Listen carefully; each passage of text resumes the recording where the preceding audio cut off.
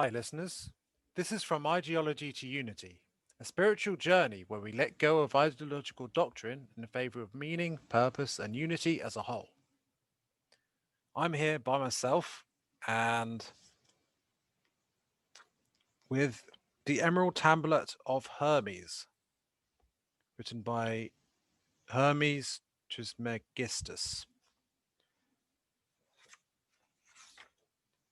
It's published by Merchant Books and digitalized by Watchmaker Publishing. So I am going to read out, I'm going to read this out for you,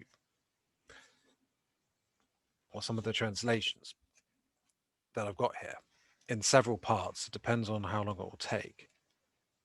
Hopefully, you find this interesting. This is one of the earliest Hermetic texts, that is, aside from the initially considered the original source, which would have been the Emerald Tablets of Thoth, perhaps, because this obviously has links to that. So, I'm not sure if you want to hear the history of the tablet. Yeah, sure. I'll read out the history as well, and I'll read out several translations in this part. So, history of the tablet.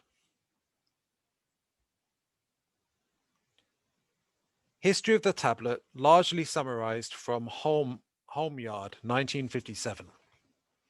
The tablet probably first appeared in the West editions of the Pseudo-Aristotelian Secretum Secretorum, which was actually a translation of the Kitab Sir al-Asar, a book of advice to kings, which was translated into Latin by Johannes Hispaniolensis.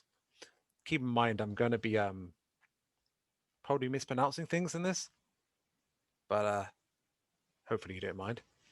Circa 1140, by Philip of Tripoli, circa 1243. Other translations of the tablet may have been made during the same period by Plato of Tivoli and Hugh of Santala, perhaps from different sources. The date of the Kitab Sir al-Asar is uncertain, though circa 800 has been suggested, and it is not clear when the tablet became part of this work. Homeyard was the first to find another early Arabic version. Rusker found a 12th century recension claiming to have been dictated by Sergius of Naubus in the Kitab Usticus Aulus Alfani, second book of the Elements of Foundation, attributed to Jabir. Shortly after, Rusker found another version appended to Kitab Sir al-Khalika Wasanat al-Tabiyat, Book of the Secret Creation and the Art of Nature, which is also known as the Kitab Balanius al-Hakim Filial, Book of Balanius the Wise on the Causes. It has been proposed that this book may well have been written as early as 650 AD and was definitely finished by the Caliphate of Al-Mamun by 813 to 833. Scholars have seen similarities between this book and the Syriac Book of Treasures written by Job of Odessa, 9th century, and more interestingly, the Greek writings of the bishop Nemesius of Emesa in Syria from the mid-4th century. However, though this suggests a possible Syriac source, none of these writings contain the tablet. Balanus is usually identified with Apollonius of Tyana, but there is little evidence to connect him with the Kitab Balabius. And even if there was, the story implies that the Balanus found the tablet rather than wrote it, and that the recent discoveries of the Dead Sea Scrolls and the Nag Hammadi texts suggest that hiding texts in caves is not impossible, even if we did not have the pyramids before us. Ruska has suggested an origin further east, and Needham has proposed an origin in China. Holmyard, Davis, and Anon all consider this tablet to be one of the earliest of all alchemical works we have that survives. Well, I will say though, I'm not sure if that reference to Anon is an internet reference. I don't think it is. It should be remarked that apparently the Greeks and the Egyptians used the term translated as emerald for emeralds, green granites, and perhaps green jasper. In medieval times, the Emerald Table of the Gothic kings of Spain and the Sacro Catino, a dish said to have belonged to the Queen of Sheba, to have been used at the Last Supper, and to be made of emerald, which are made of green glass. Following are multiple translations of this seminal text. From Jabir ibn Hayyan. 0. Balinus mentions the engraving on the table in the hand of Hermes, which says 1. Truth, certainty, that in which there is no doubt. 2. That which is above us, that which is above is from which is below, and that which is below is from that which is above, working the miracles of one. 3. As all things were from one. 4. Its father is the sun, and its mother is the moon. 5. The earth carried it in her belly, and the wind nourished it in her belly. 7. As earth which shall become fire. 7a. Feed the earth from that which is subtle, with the greatest power. 8. It ascends from the earth to the heaven and becomes ruler over that which is above and that which is below. 14. And I have already explained the meaning of the whole of this in 2 of these books of mine. Now, I can't really explain to you why it does the number system like that and why it went from 8 to 14, but it's pretty interesting even in this one that there's longer translations. This does remind me of the law of one in certain ways. For example, well, it said, as all things were from one, right? As above, so below. That's a common concept from the law of one as well.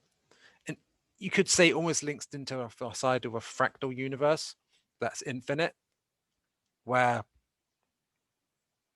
So, what exactly does that mean? Now, I'm not. This is just my perspective here, but we've got. So we've got. Well, I'm. Yeah, I'll probably have to edit this out. Yeah, I was recording this. It's okay. Oh, are you doing it? I'm doing on a Portugal one. Sorry? I'm doing it in Portugal. Oh, right. Shut up. We're going to go out in an hour.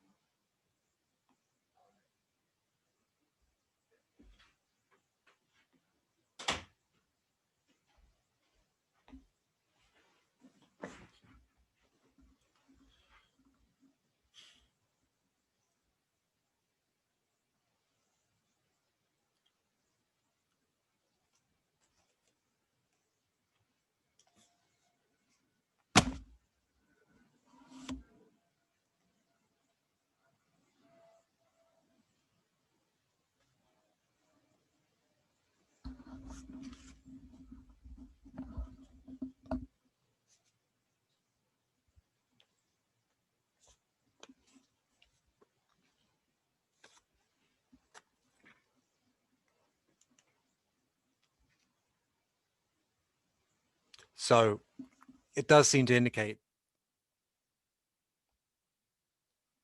a correspondence between the highest level of existence and the lowest level of existence. And in every level, you get the same patterns repeating. They're not necessarily in the same way. It's the idea that, have you ever heard of the idea that history repeats itself? Or you could say it's more like history rhymes, except that maybe it's not just history, maybe it's all of reality rhymes synchronistically, right? That's what I'm wondering. Of course, I'm interpreting this with the law of one lens, which obviously is a different take from a lot of other people. Its father is from the sun and its mother the moon. Now that's interesting. So the sun is associated, has been associated as a masculine thing, and the moon has been associated as feminine, certainly. Jung would probably attest to that if he was around, which, well, he's not around now. His soul is, perhaps. We don't know. So, yeah. And I don't really know. The earth as well, carried it in a belly. That's associating the earth as Mother Earth, and it seems to be. As for the wind, I don't know. And, well, obviously, there's other interesting things. All of this, it's interesting. And I can't tell you, obviously, what it means. I could just say my interpretations. It ascends from the earth to the heaven and becomes ruler over that which is above and that which is below. So that's interesting.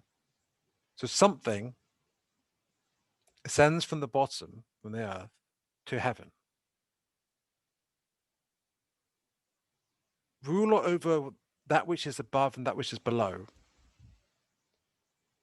That sounds a bit like Source.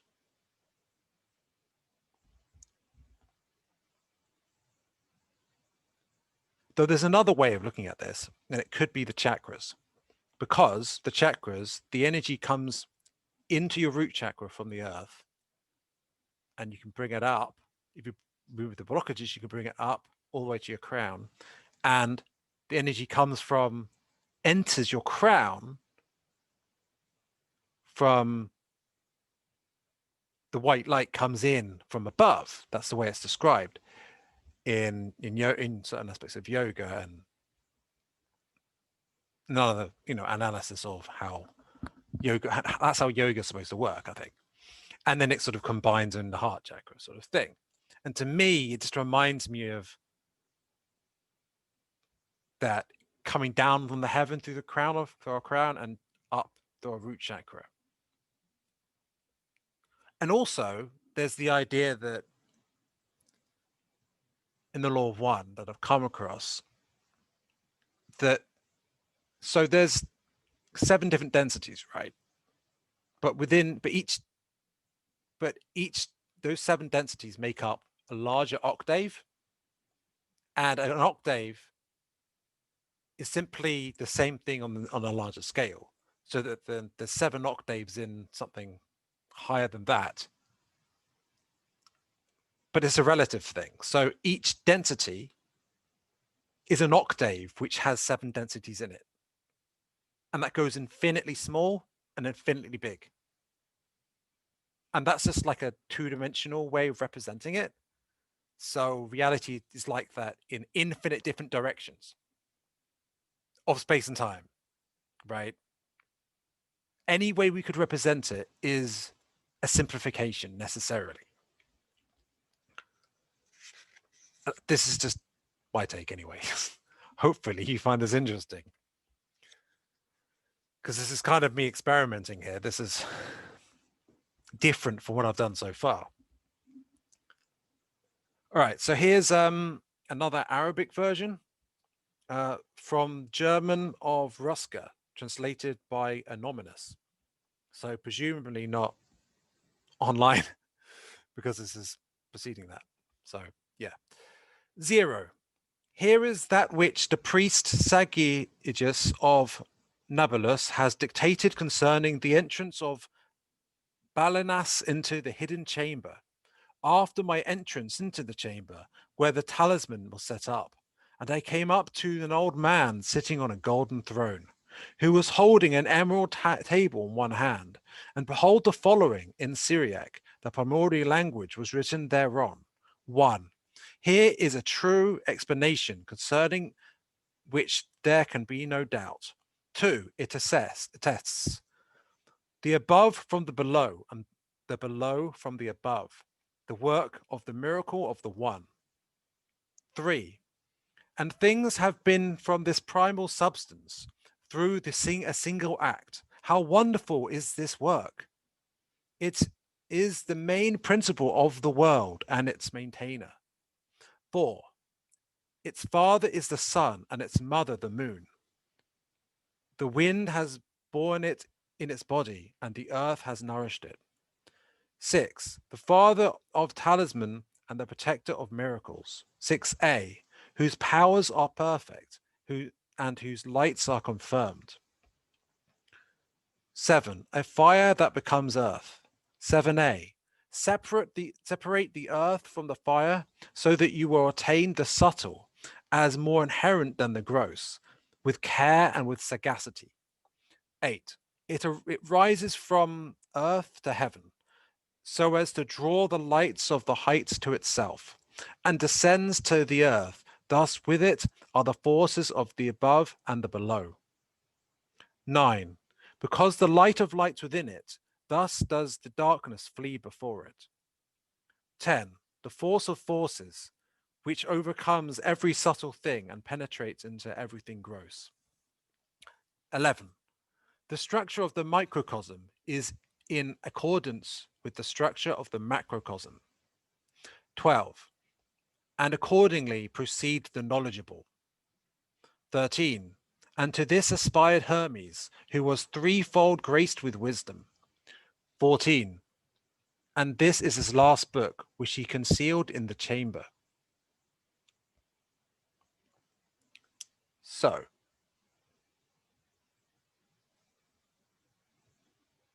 do we know what chamber that is?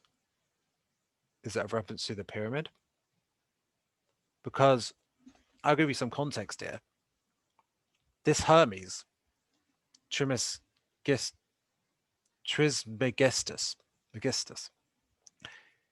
this is supposed to be, as apparently, a reincarnation of Thoth. So according to the Emerald Tablets, which I've only read out the first Emerald Tablet of Thoth so far. He set up a situation in the halls of the Menti whereby he would, it said his ego would reincarnate into different people 2 more times.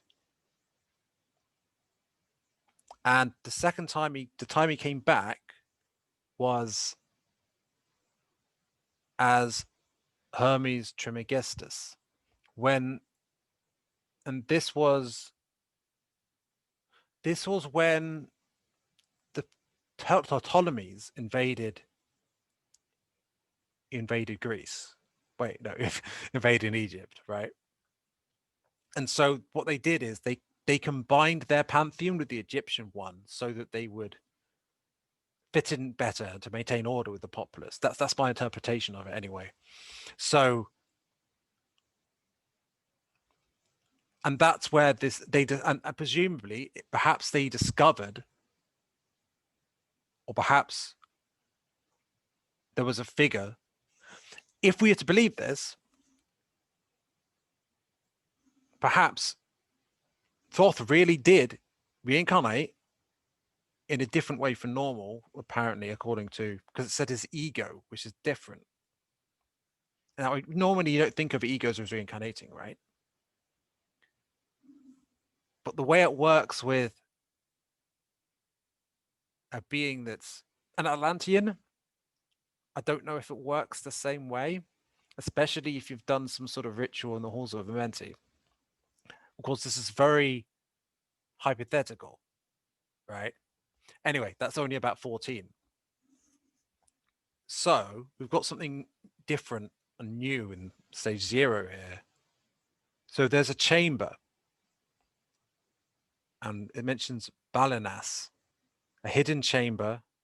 There's a talisman, an old man on a throne holding a tablet. Now, do we know that? That implies there's an old man living there. Now, where is this? All right. I don't know. But it's interesting, isn't it? And it's different from the previous one, which didn't even mention that. Well, I mentioned Balinus, but it didn't really go into much detail. I mentioned a talisman, a chamber. Honestly, the Golden Throne reminds me of Warhammer 40k, but I won't go into that. One, here is a true explanation concerning of which there is no doubt. Okay, that's not particularly doesn't particularly stand out. It talks about everything being coming from the one, and as above, so below. It talks about the primal substance through a single act, the main principle of the world and its maintainer. That makes me think of the original logos, the idea in the Law of One of that reality was created by original word of creation, the original thought that created everything from source. And that's referred to as logos. That's what it makes me think of. And so it seems like it's referring to source there and the original creation when source broke itself down into many pieces of which each soul is a piece. So what else stands out here? The father of talisman and the protector of miracles. What seems to be referring to Hermes, but also of Thoth, because Hermes is Thoth. Hermes Trimegestus is Thoth. That's the if you read all of them through, that seems to be the interpretation here. And there are others who a lot of people seem to agree on this. But obviously this is not the mainstream scientific interpretation because that defies established ideas of history and science. So it's all about his powers are perfect and lights are confirmed. Is this talking about the powers of Thoth or of Source? I don't know.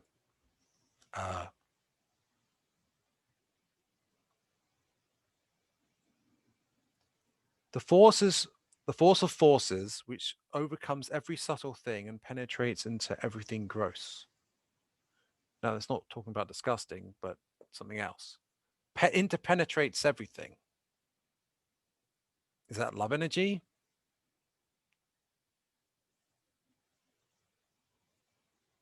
Fundamental force of creation? It seems linked to the law of one that and penetrates into everything, bit especially. And then there's an interesting way of putting up above, so below in a different context here. The microcosm in accordance with the structure of the macrocosm. So on the micro scale, things are ordered structurally the same way as they are on the macro level. So on the level of the micro to the level of the whole, the smallest part to the greatest whole. That seems to me to refer to the fractal nature of reality and each density, which are 7, being part of a larger octave, and each octave having 7 octaves, and those octaves effectively functioning as 7 densities, of which there's a higher one and higher one, a higher one, a higher one, and it all going infinitely smaller as well. Not just below every, not just below every octave and above every octave infinitely, but on infinitely smaller fractions within it, which means you can find 7 densities at any level of analysis. Potentially,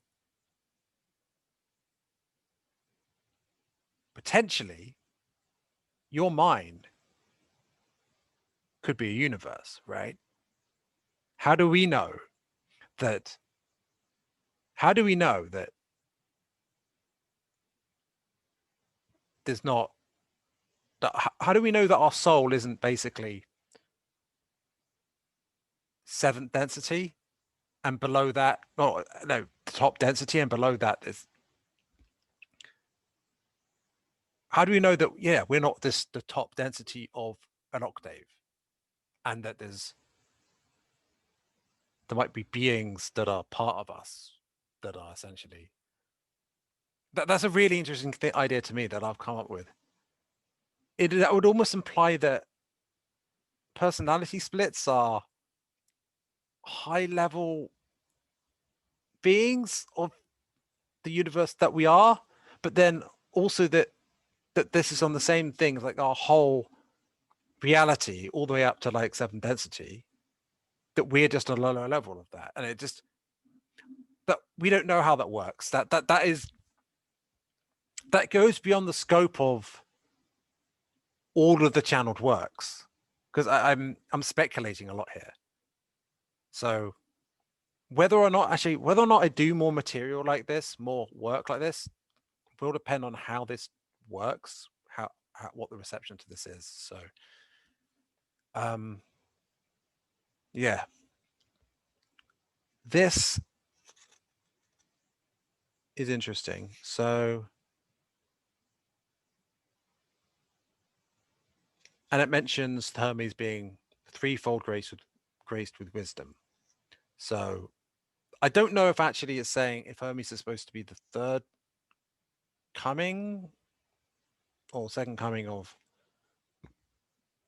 Thoth, not to compare that to the whole Christian Jesus thing. That just happened to be the phrase I use.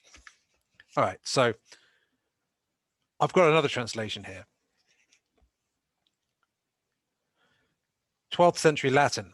0. When I entered into the cave, I received the tablet Zaradi, which was inscribed from between the hands of Hermes, in which I discovered these words. 1. True without falsehood, certain, most certain. 2. What is above is like what is below, and what is below is like that which is above, to make the miracle of the one thing. And as all things were made from the contemplation of one, so all things were born from one adaptation. 4. Its adaptation. 4. Its father is the sun, its mother is the moon. 5. The wind carried it in its womb, the earth breastfed it. 6. It is the father of all works of wonder in the world. And in brackets is works of wonder, brackets, talespi, in the world. 6a, its power is complete, brackets, integra. 7, if cast to, bracket, turn towards versa furit, close brackets, earth. 7a, it will separate earth from fire, the subtle from the gross. So if turned towards the earth, it will separate earth from fire, subtle from gross. Now, this is alchemy. It sounds a bit like alchemy, or certainly that alchemy is inspired from this sort of thing.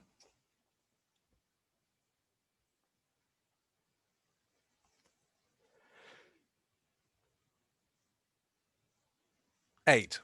With great capacity, it ascends from earth to heaven. Again, it descends to earth and takes back the power of the above and the below. 9. Thus you will receive the glory of the distinctiveness of the world. All obscurity will flee from you. 10. This is the whole most strong strength of all strength, for it overcomes all subtle things and penetrates all solid things. 11a, thus the world was created. 12, from this comes marvelous adaptations, of which this is the procedure. 13, therefore I am called Hermes, because I have 3 parts of the wisdom of the whole world. 14, and complete is what I have to say about the work of the sun, from the book of Gallieni Alpha Chimi. So, there's some interesting things in this one that do clarify things a bit. So, it seems to be describing partly how reality works on the overall level, but also it's pointing things, I think, partly at the law of attraction and the power of creation, which are fundamentally linked, these two things. Because if we, all souls are fundamentally linked with source, right? That's the idea. And so we all have the power of creation, just as the creator does. And given that as above, so below, so above, so below, so as above, if it's fractal and infinite, then at any level is source relative to any other level. The truth is, in a sense, my perspective on this is that in a sense, all souls and source is one in a sense. So there's source, and then there's hologram reality created from source, right? So the universe is hologram, and source is the one original infinite creator. A way I picture this in my head is that imagine, like, you know, have you ever seen those images of fractal infinity, right? Portrayed on it like this, well, imagine, like, for example, a whole set of triangles to set up or a certain shapes that keep repeating themselves in an infinite way, right? So just imagine a whole bunch of repeating triangles on an image, right? And imagine between them are these white gaps, right? So imagine the gaps are source, and each and every soul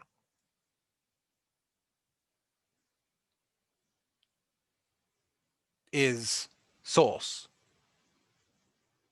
Now imagine the triangles are holographic universe. And the combination of these two things is infinity of everything. Everything in existence is that, right? And it just, there's different levels of scale going on there. So this is kind of going in a direction that I didn't entirely plan, but I feel like that's kind of a good thing. So I'm kind of intuiting this. So we'll see how this goes, and we'll see what the response is to this. So what else can I intuit from this? So all obscurity will flee from you. That seems to refer to clarity, cognitive clarity, a way to understand reality. And how else is it put? In the previous one, it's put differently. So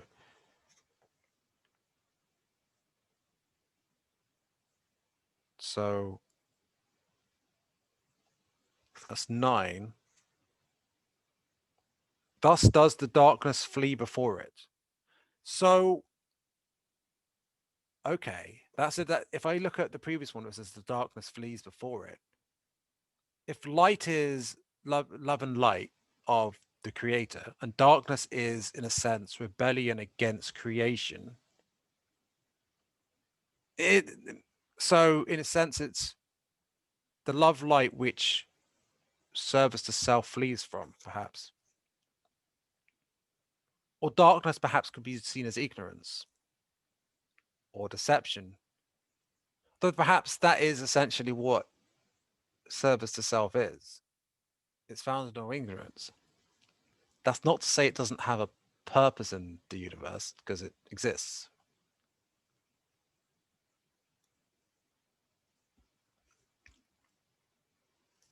So, what else is of interest here?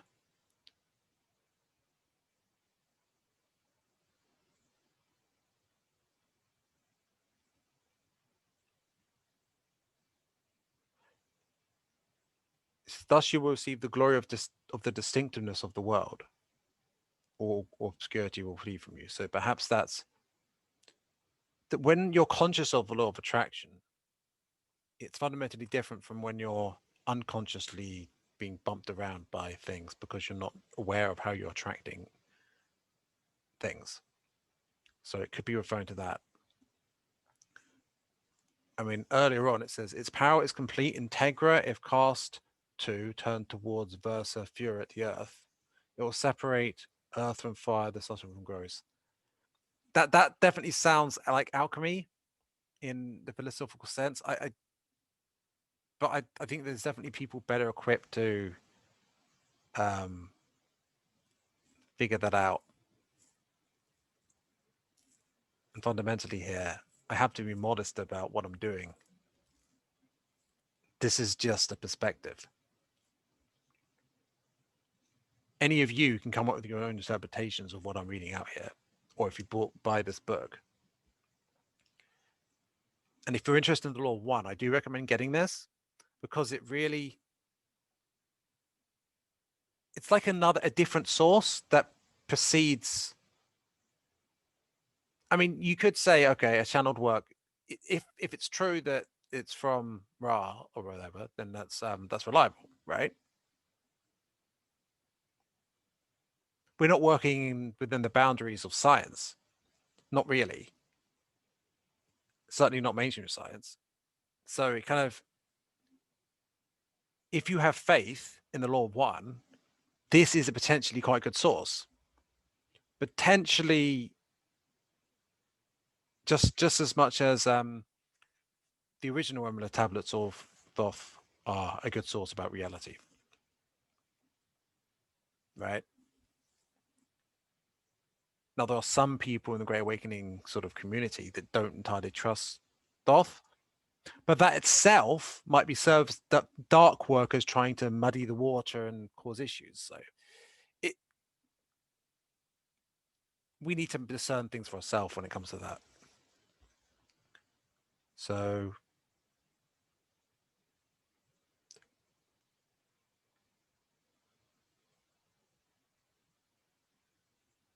it's also interesting. It says, and as all things were made from contemplation of one, so all things were born from one adaptation. So it's linking those two things. So to contemplate one births everything from that adaptation. To contemplate yourself is to birth reality. So it's like how the source seeks to understand itself through us, through experiencing itself through incarnations of souls. Us as seekers do the same thing. And perhaps it's either synchronous or even literally the same thing occurring, just on different scales of fractal reality. And that's an interesting concept to me. I've come across that concept before, but that's an interesting one. The idea of the link between octaves and the octaves and densities being infinite. It is outlined in work, the expanded works of the law of one. It's not the law of one. It's Aaron is the being. A being called Aaron is the one channel that talks about this. I saw it in the book I got. Oh yeah, the Aaron Quo Dialogues. It's quite an interesting book. It does expand upon it's a combination of channeled works from Quo and Aaron.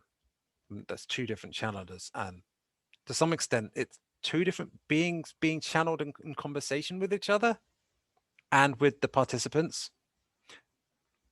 It's quite interesting. Anyway, that's where I heard that idea from. It's possible the law of one actually mentions that too, but honestly, since getting into law of one, I haven't actually read the whole thing through. And it's funny that I'm doing this channel and it's about that stuff, but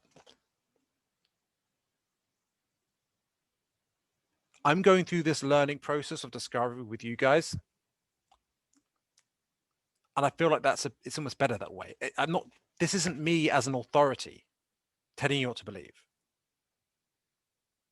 In fact, authority is an illusion anyway, especially as we're coming into the age of Aquarius.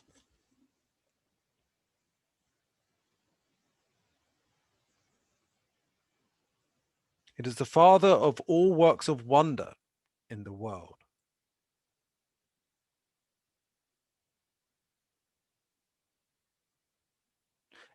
A lot of this stuff seems to be referring to number two. So what is above is below, so below, so above, to make the miracle of the one thing. One referring to the law of one, or everything being one. And it seems that often it starts there and the rest, it seems that it starts there and the rest is kind of referring to that and elaborating on from that one starting point.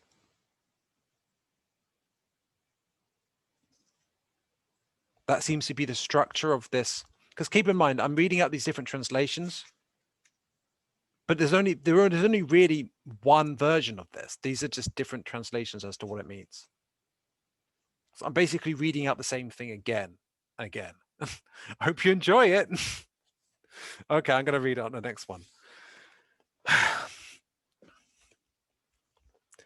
Translation from Aurelium Oculatai Philosophorum, Giorgio Bieto.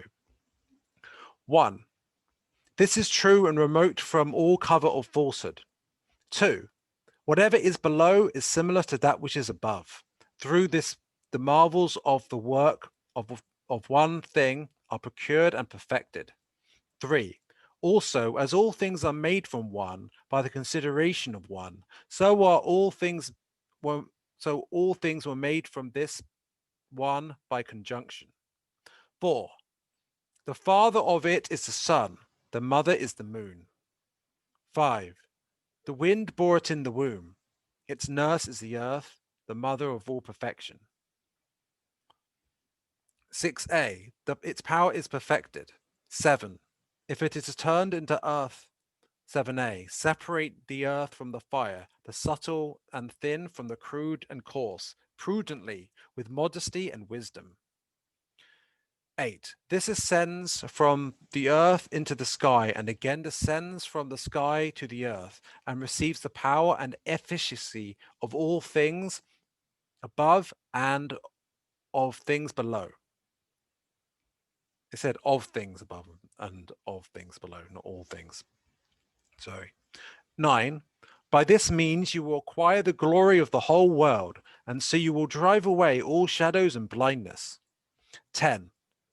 For this, by its fortitude, snatches the palm from all other fortitude and power, for it is able to penetrate and subdue everything subtle and everything crude and hard.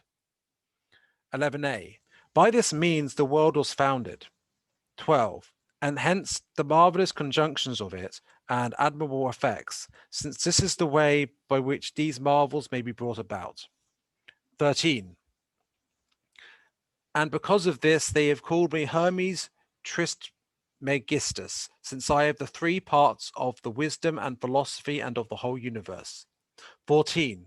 My speech is finished, which I have spoken concerning the solar work. All right. So there's more stuff here. And I had more ideas about what it means as I read it. So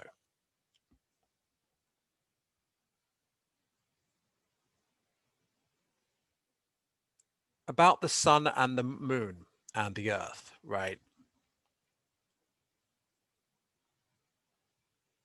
So it's talking about every so above, so below, and the nature of source, right? And the fractal reality. So there's a masculine sun aspect to it. Perhaps the logos, or and that is the father. There's masculine energy as a fundamental aspect of reality, and perhaps even a fundamental aspect of source. Though I'm not sure about that. I'm not really sure about any of this. Being sure is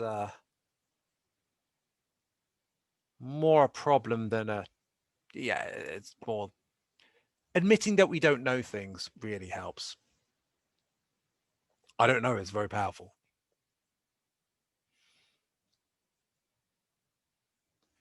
And so the mother is the moon. Now, so it seems to be, in a symbolic sense, pointing at masculine and feminine energies in reality. That's an idea I've got when it comes about it. So, and keep in mind that alchemists who were inspired by this, I think, they were very much,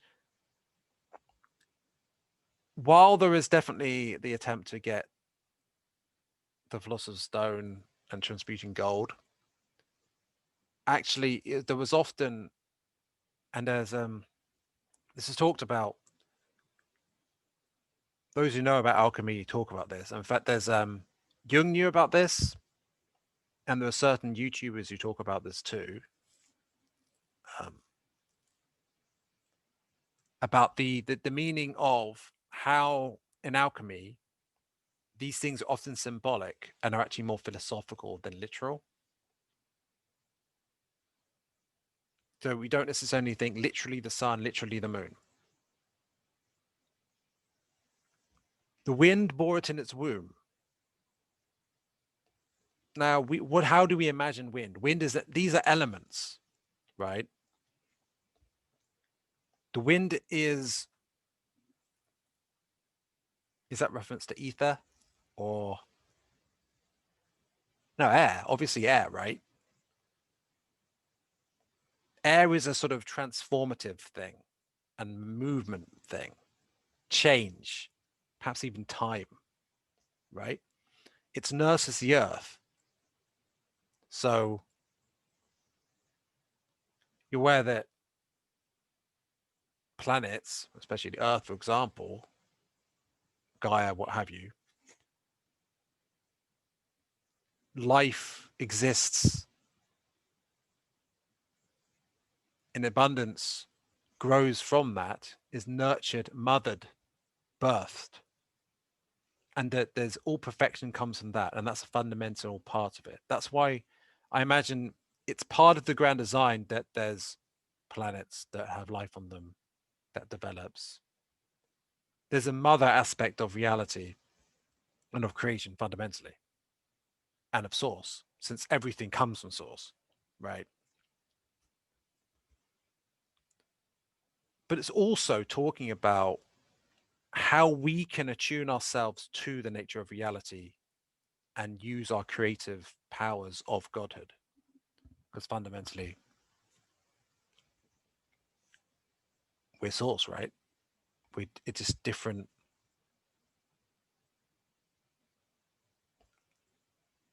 amount. Depends whether it's a spark or the whole flame, right? But it's fundamentally all one.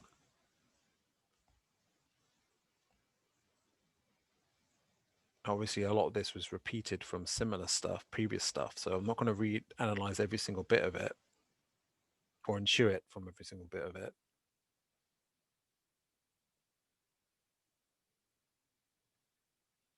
And it's talking about this is this divine power. It surpasses any other kind of power. Like material power, that's nothing. That's just an illusion. But this is like the creation of reality, creative source power, which we all possess. This is how it works. This is how we create reality. It fundamentally links to the law of attraction as well as the nature of reality in a holistic sense. There's something to keep in mind with this.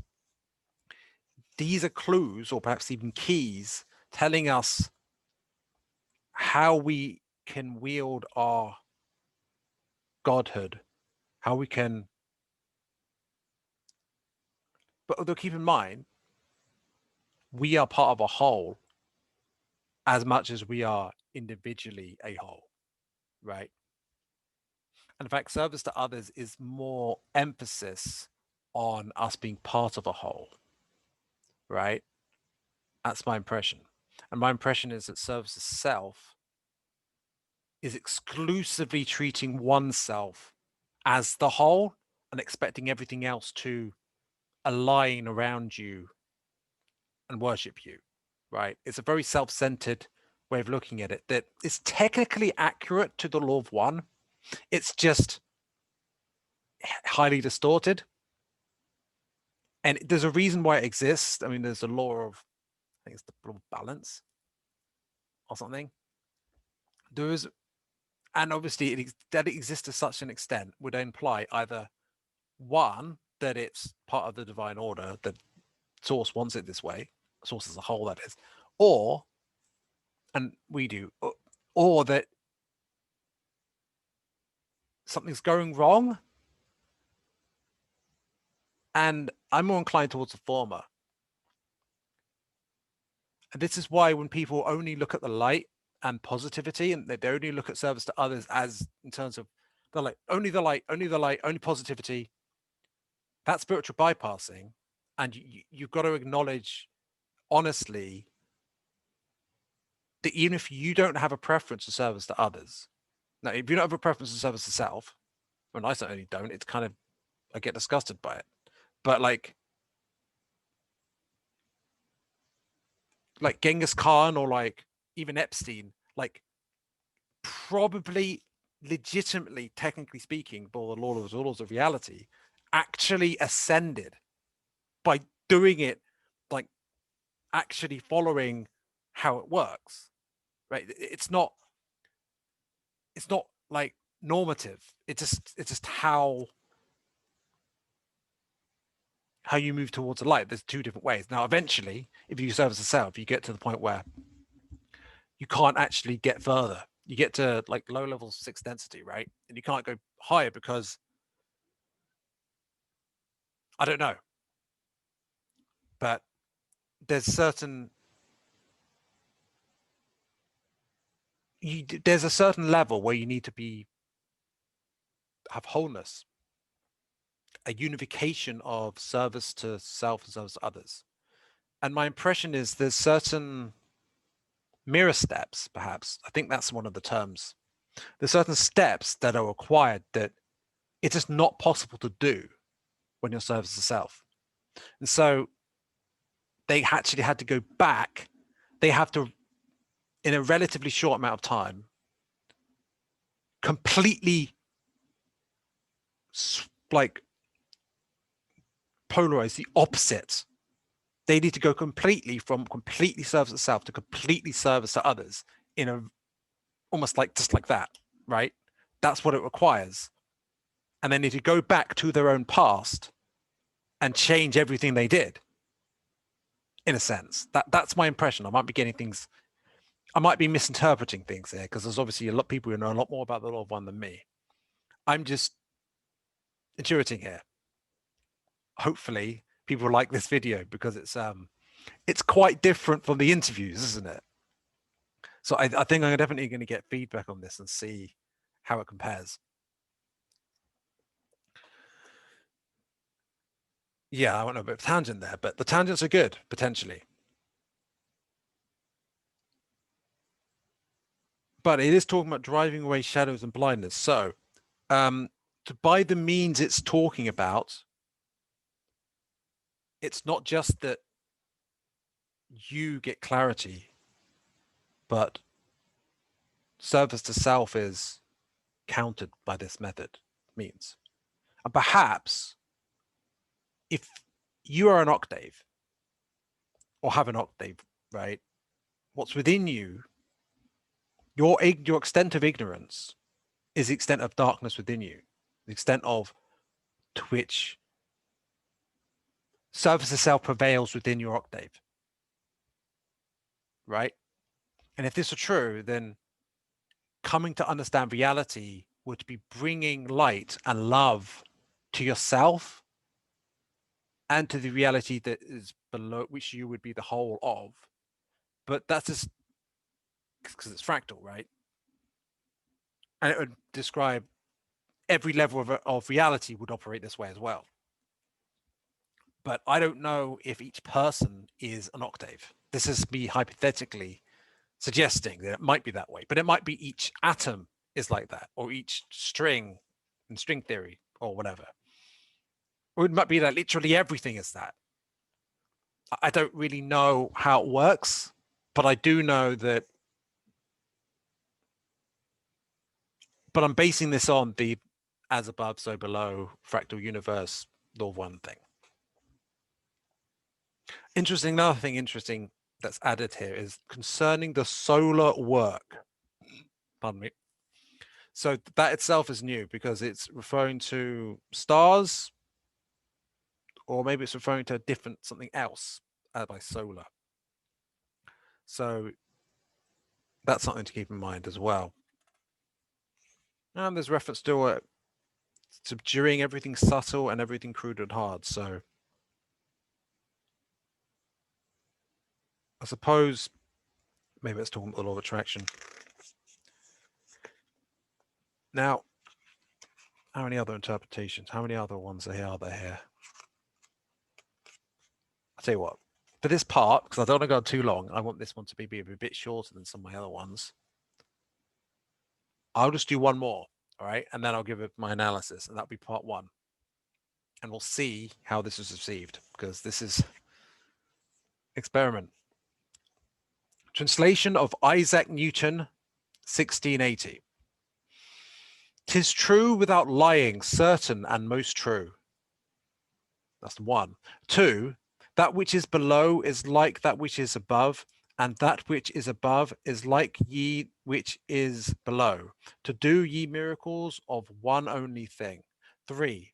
And as all things have been and arose from one by ye meditation of one, so all things have their birth from this one thing by adaptation.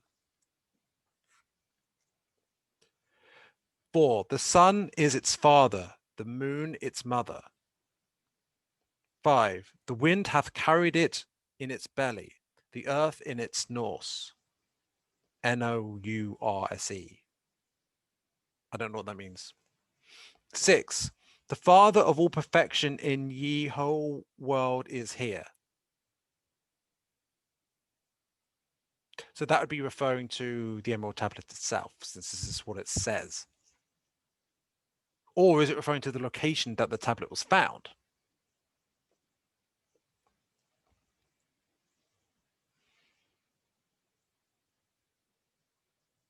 7. The force or power is entire if it be converted into earth. Interesting. I didn't say interesting, I said that. 7a. Separate thou ye earth from ye fire, ye subtle from the gross sweetly with great industry. 8. It ascends from ye earth to ye heaven, and again it descends to ye earth, and receives ye force of things superior and inferior. 9. By this means you shall have the ye glory of ye whole world, and thereby all obscurity shall fly from you. 10. Its force is above all force, for it vanquishes every subtle thing and penetrates every solid thing. Sounds like the Force in Star Wars, doesn't it?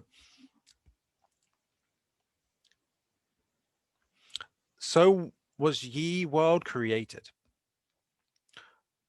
That's 11a. 12. From this are and do come admirable adaptations, whereof ye means or process is here in this. 13. Hence I am called Hermes Trimegestus, having 3 parts of ye philosophy of ye whole world. 14. That which I have said of ye operation of ye sun is accomplished and ended.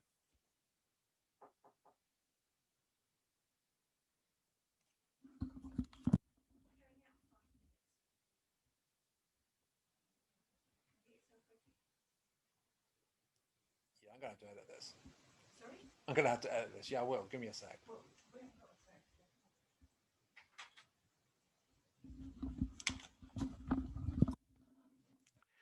You know, I've been interrupted doing this, so I'm wondering if I could actually keep it unedited. uh, no, I think I might edit it. So, what I can gather from this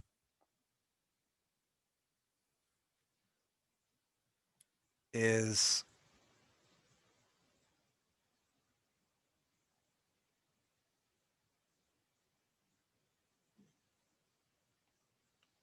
so.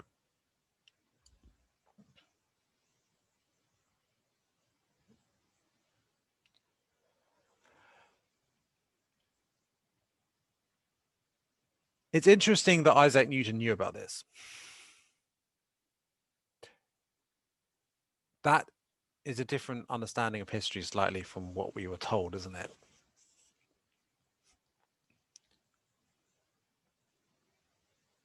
What stands out here as different, though? So,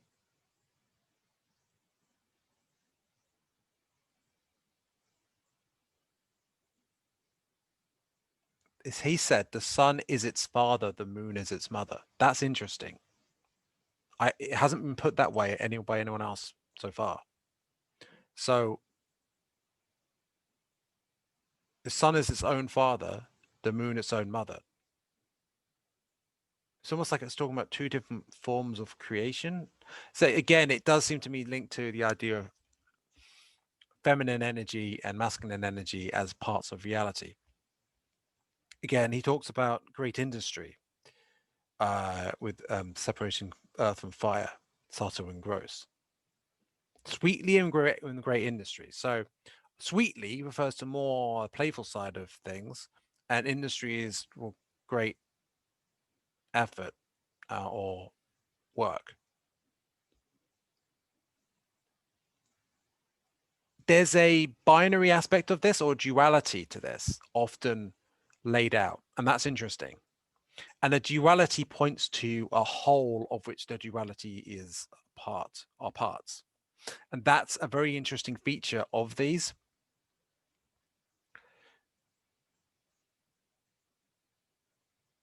And it's talking about obviously the whole world being created by this method. And I guess the fact that, right, this is done in English.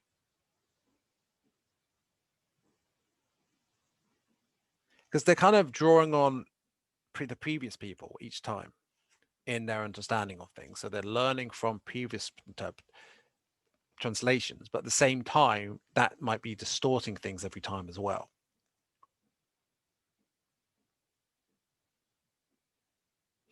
Tell you what, I'm out of time right now for recording. So I'm going to come back to this in part 2. And thanks for listening if you listened to all of this. I don't even know how long it was.